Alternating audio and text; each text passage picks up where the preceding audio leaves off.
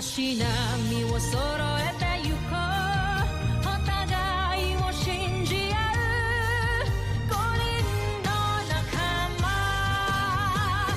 まるでスファイブに預けた命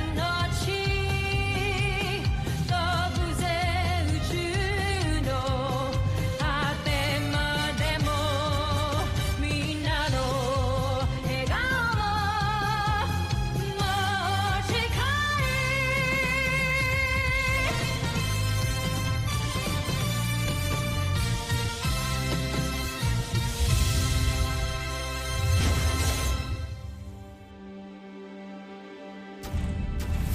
Nakaraan sa Fortress 5 Legacy. I know you. So ikaw palang spy dito. Di ako nagtatrabaho para sa mga Bozanians. Sa ibang ahensya ako nagtatrabaho. Hatian kita sa kikitain ko dito. I don't need the money, but I need something else. Tutulungan mo akong mawala si Jamie Robinson sa Voltes Sea. Muntik ka nang mapatay ni Apable. Siya nga yung traidor na nagtatangkang pumatay sa'yo. We believe na may kasabwat si Apable dito sa kampo. Ayaw niya mabisto siya, kaya niya pinatay si Apable. Tignan mo ito, General Zandra. Ang mikrobyong ginawa ko. Hindi ba delikado rin yan para sa atin? Mag-iingat ka. Tanging tayo lamang, taga-Bozan, ang hindi tinatablan ng mikrobyong ito. Ito ang gagamitin ko upang matuklasan ang lihim ng Voltes G. CPF Command! I'm under attack sa labas ng perimeter ng camp! And back up now! Ay tagal kong hinintay ang pagkakataong ito upang ako mismo ang papaslang sa'yo.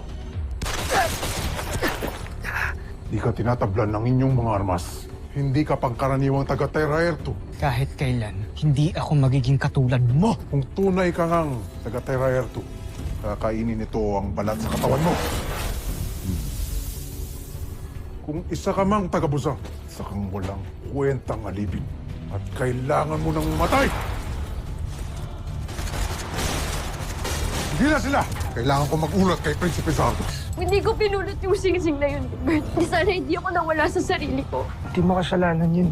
Kasi kahit makaligtas si General Robinson, mamamatay pa rin siya kasi meron siya malubhang sakit. May gastric cancer daw siya.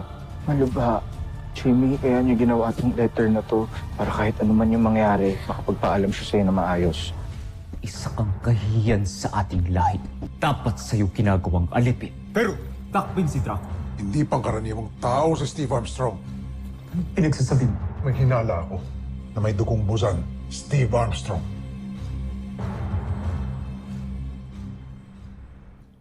Hindi ho namin siya nahuli. Bigla na lang siya nawala. Pasensya na, Dr. Hook. We failed to capture the enemy. No need for apologies. You did your best. Mailap lang talaga yung mga Bozanians na yan. Dr. Hook, they are really targeting us. Ilang beses na tayong inatake ng mga Bozania na yan. Una si Jamie. Tapos ngayon ako. Sigurado ako hindi pa sila tapos. We need to be extra careful. From now on, wala mo nang lalabas ng premises ng Camp Big Falcon nang walang security. Any problems?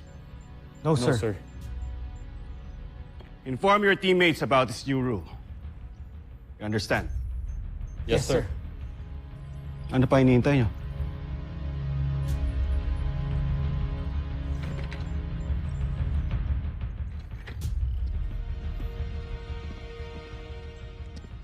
Mark, maraming salamat sa pagtulong mo sa akin kanina. Hindi dahil sa'yo, casualty na ako ngayon. Mark. I know things are still not okay between us. Let's work it out. Para sa team.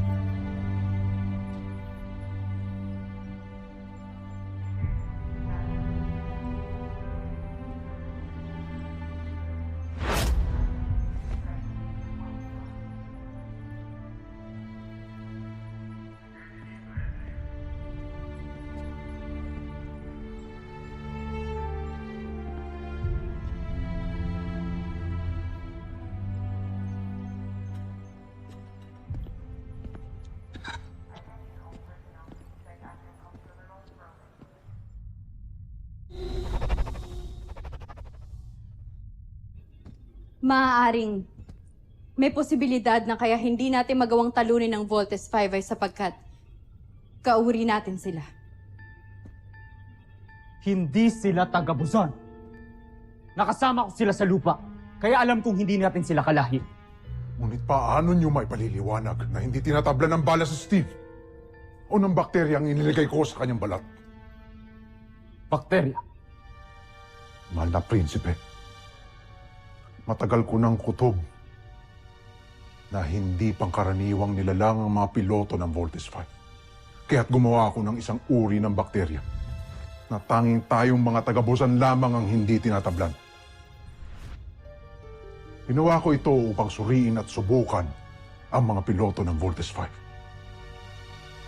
Kung tunay ngang tao si Steve Armstrong, agad ay mamamatay siya gamit ang bakteryang ito.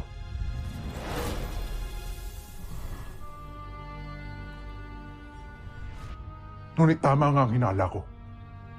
Ni hindi man lamang siya naapektuhan ito. Nangangahulugan lamang na hindi siya tunay na tao. At maaaring katulad nga natin siya. Doc Shibal! Hindi ako kumbinsidong kagaya natin si Steve. Dahil alam kong ni patak ng dugo natin ay wala sila. Mabababa silang uri. Kaya kahit kailan, hinding-hindi natin sila magiging kalahi. Kahit kailan, hinding-hindi nila tayo makakapantay.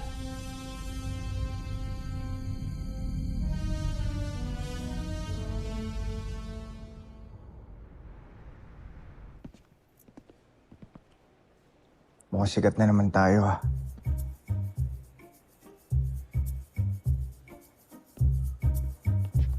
Mga bro, totoo ba yung narinig namin? Parehas lang naman feeling ng skin eh. Excuse me. Halika ba? Pitigil mo yun, nakakaya. I'm sorry, Big Bert. I was just trying to be funny. Saka gusto lang naman namin malaman kung totoo ba yung chismis. So, half Buzanians ba talaga kayong tatlo? Oo. Half Buzanians kami.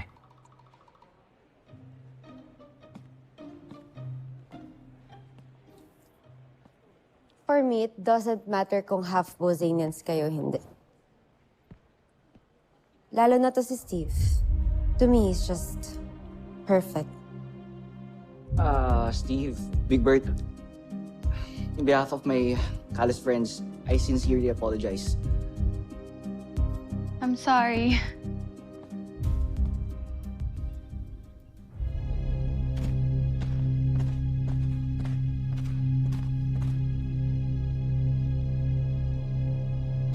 Maniwala ka sa akin, Sandra. Hindi pangkaraniwang nilalang si Steve Armstrong. At maaaring pati ang kanyang mga kapatid. Kung totoo nga ang sinasabi mo, wala silang sungay. Huwag mo sabihing galing sila sa dugo ng mga alipin. Hindi ko rin alam. Ngunit hindi ba't matagal na nating natuklasan na dito sa Terra Air 2, tumakas at nagtago si Rothgar? Maaaring sa kanya nang galing ang dugong Buzan ng magkakapatid. Maaaring may relasyon ng magkakapatid kay Rothgar.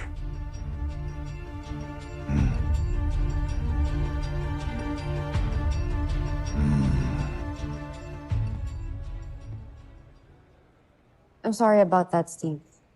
I know it's a hard time for you guys.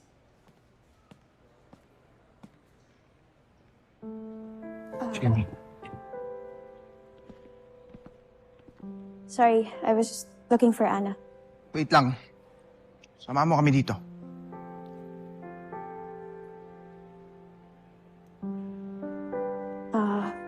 Sige, okay lang. Una na rin ako. Excuse me. Kuya, alis na rin pala ako. Marami pa akong importanteng gagawin. Good luck. Goodbye.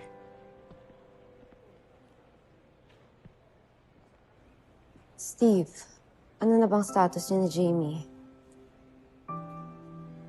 Di ba sinagot ko na yan, di ba? Sila ni Mark yung nagka-status, hindi kami. Oo nga pala. Kaya nga pala hindi pwede maging kayo ni Jamie. Respect the bro code.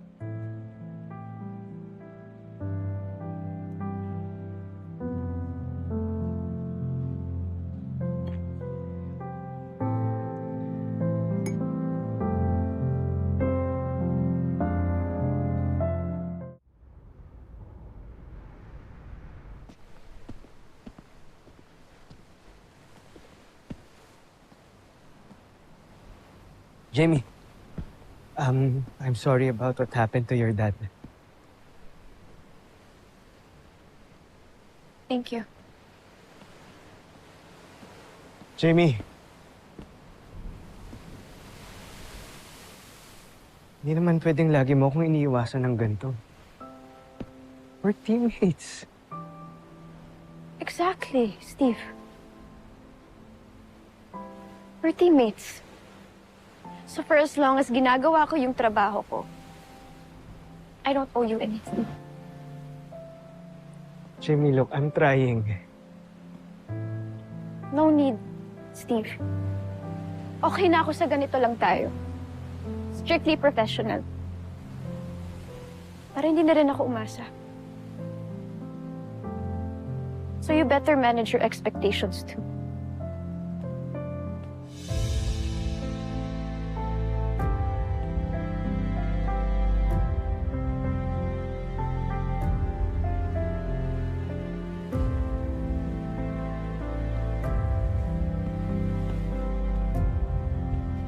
Steve.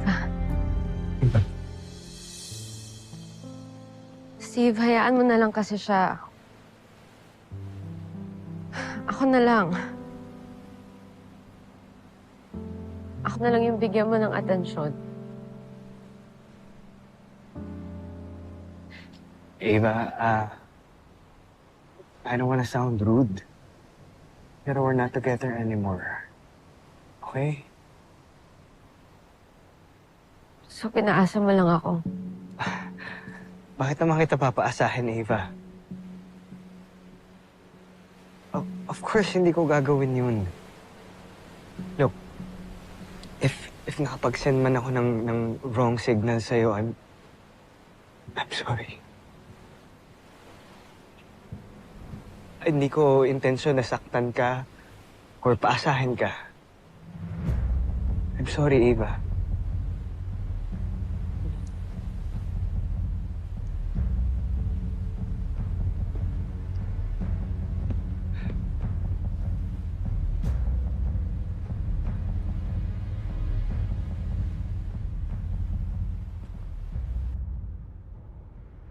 Kamusta yung investigation sa attempted assassination kay Jamie dati? Hindi pa tapos ang kaso na to, lalo na may pumatay doon sa suspect. May lead na ba kayo? None yet, Doctor. Pero hindi kami tumitigil sa pag-investigate. Mukhang matatagalan pa. Pero I assure you na madadakip din namin yung traitor na yan dito sa camp. Very well, Edwards. Dismissed. Thank you, sir. Let's go.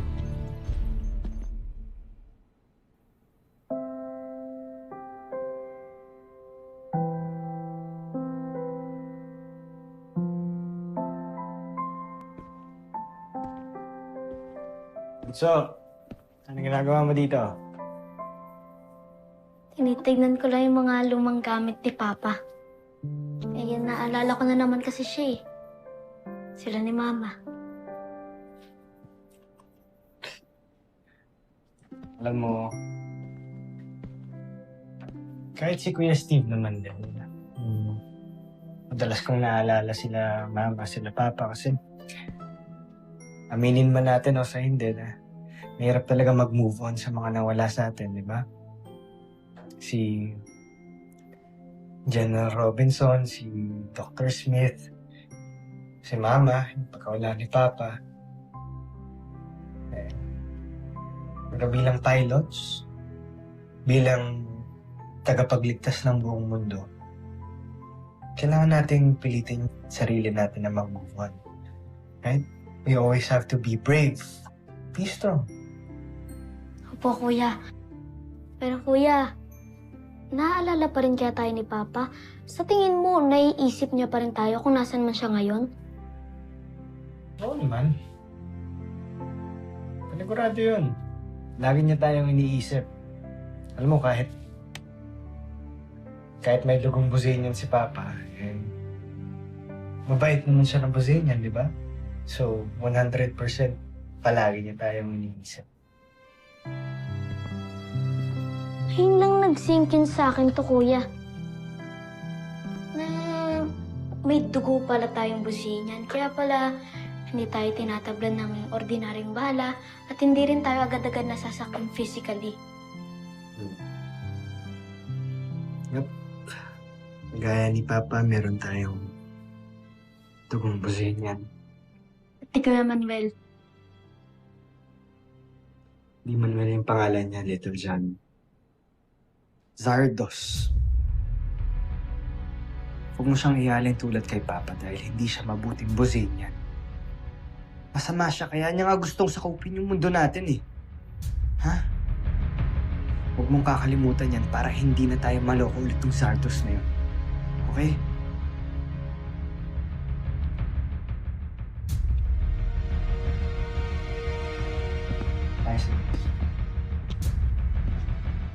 Matagal na nating hinala na dito sa Terra Erto nagtatago si Hrothgar noon. Hindi kaya siya ang dahilan kung bakit may dugong buza na magkakapatid? Hindi kaya karelasyon niya ang mga Armstrong? Imposible ang sinasabi mo. Hindi sila anak ni Hrothgar. Anak sila ni Dr. Ned Armstrong, isang tao. Joffrey, meron kaming ebidensya na magbibigay linaw sa mga katanungan natin. Anong ebidensya? Upang matulungan si General Draco, gumawa ako ng sarili kong pagsasaliksik tungkol kay Ned Armstrong. At meron ako natuklasan. Ano? Ang mga taga-Terra Erto ay may ginawang sistema ng talaan ng kanilang pagkakakilanlan. Simula sa pangalan, edad, kinabibilangang lahi, pati na rin ang kanilang mga asawa ay nakatala dito. Simula sa kanilang pagkabata hanggang sila ay mamatay. At ang pangalang Ned Armstrong, wala ito sa kahit anong talaan ng dokumento dito sa Terra Erto, Joffrey. Kung ganun, sinasabi mong si Hrothgar at si Dr. Ned Armstrong ay isa. Posible. Sinasabi mo ba sa akin na naisahan ako ni Hrothgar at buhay pa siya, na hindi ko pa siya napapatay, na nasa katauhan siya ni Dr. Ned Armstrong? Kamahalan, hindi yun ang ibig, Lance. Tama na! Huwag niyong ipilit ang imposible! Pinatay ko na si Hrothgar at yun lang ang katotohanan ng paniniwalaan ko.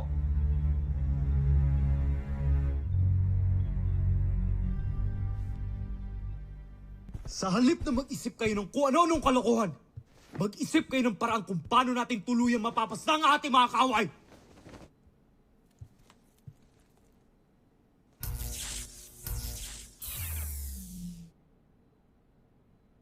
That's weird. Bakit nag-shutdown yung ilaw? This is Jamie Robinson, Engineering Bay. Ala! Ah! What the?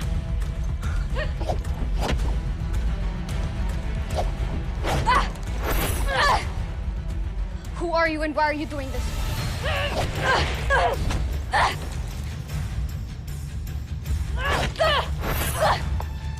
Give you a dose of your own medicine.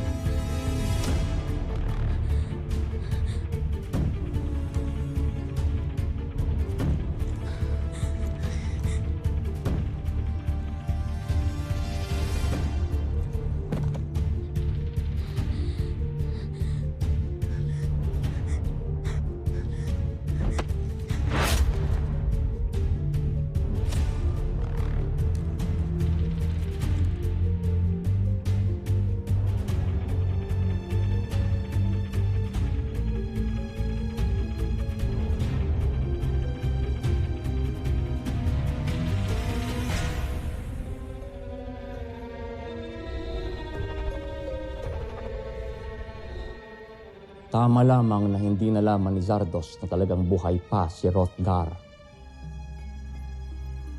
At ito si Ned Armstrong. Kaya bago pa niya malaman ng lahat, Joffrey, kailangan na mapigilan si Zardos sa pagtatagumpay. Iwan niyo muna kami!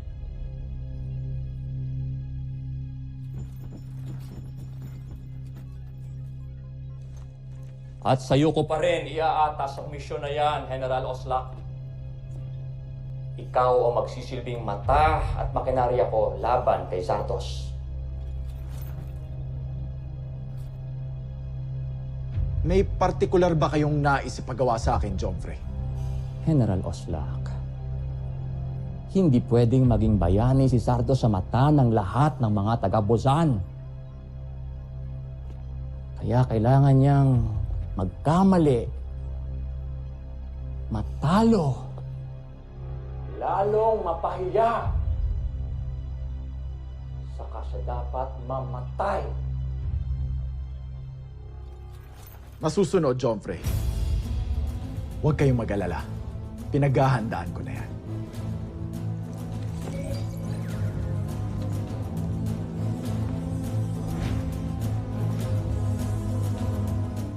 Hindi siya pwedeng mawala. Tell Dr. Alonso personally to do everything to save her. Yes, sir. Doctor! Steve, I need you to go to the medical bay now. Ano hong gagawin ko doon? May nangyari ho bang masama kay Little John? No. It's Jamie, nabaril siya kanina.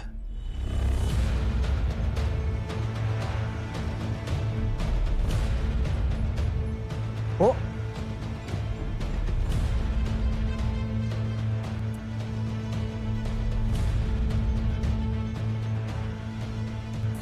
Susunod sa Voltus 5 Legacy. I can't lose you. I kept pushing you away. Not because hindi kita gusto, pero kasi natatakot ako eh. Takot akong malaman mo yung nararamdaman ko sa'yo. Simula na ng pag-angkin natin sa planetang Terra Air 2. Tikman niyo ang bangis ng aming ikakalat na mikrobyo sa inyo. Just because we had a few little misunderstandings, eh, papatay na ako. May ebidensya ka ba? Nurse! Si Jamie! Doc! Jamie. Patient is crashing. Jamie. Calling Code Blue. Jamie! Prepare to escalate. Dr. Hook, what's happening? Aatake ang mga Bosenians. Malaking pag-atake ito. Hindi pa rin ho kami mabubuo ngayon. Ako pong sasama. Umpisahan ang ating pagsalakay.